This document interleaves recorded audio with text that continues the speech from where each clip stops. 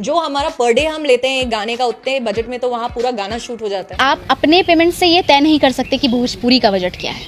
खेसारी लाल यादव पूरे भोजपुरिया समाज को कैसे बेइज्जत करवा रहे हैं, आप लोग इस वीडियो को देखकर समझ सकते हैं।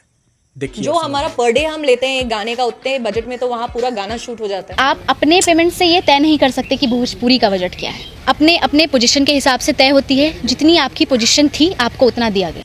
देख लिए, अब आपको तो समझ में आ ही गया होगा कि यह है खेसारी लाल यादव की नई हीरोइन जो बॉलीवुड से चल करके आई है भोजपुरी इंडस्ट्री में। और देखिए किस तरह का अभद्र तरीके से भोजपुरी इंडस्ट्री पर लाछन लगा रही है कि बॉलीवुड में एक गाना करने के लिए मैं जितना पेमेंट लेती हूँ ना, उतने में भोजपुरी इंडस्ट्री का एक दो गाना बन करके तैयार हो जाता है। इतना घोर बेइज्जती करवाने के बाद भी खेसारी लाल यादव को चैन नहीं आ रहा होगा, क्योंकि खेसारी लाल यादव तो है ही बेशर्म। उनको लाज उज लगता है नहीं, क्योंकि वो खुद ही चोरी उरी करके गाना गाते हैं। इसलिए आप लोग खेसारी लाल यादव जैसे कलाकार को क्या करना चाहते हैं, जो भोजपुरिया समाज को, भोजपुरी इंडस्ट्री को बेइज्जत करवाने पर हर दिन आगे बढ़ रहे हैं, ऐसे ऐसे कलाकार को आप लोग गाना सुनना बंद कीजिए, ताकि बॉलीवुड से कोई भी हीरोइन को ला करके भोजपुरी में गाना ना बनाए। नहीं तो आती है, काम कर लेती है, पैसा खूब कमा लेती है, नाम खूब कमा लेती है, यूपी बिहार का ऑडियंस को पूरा बटोर लेती है, पहचान मिल जाता है। उसके बाद भोजपुरी इंडस्ट्री के लात मार करके और बॉलीवुड में जाकर सेटल हो जाती है और कमाने खाने लगती है। लेकिन खेसारी लाल यादव जैसे कलाकार ही भोजपुरी का नाम डुबा देंगे।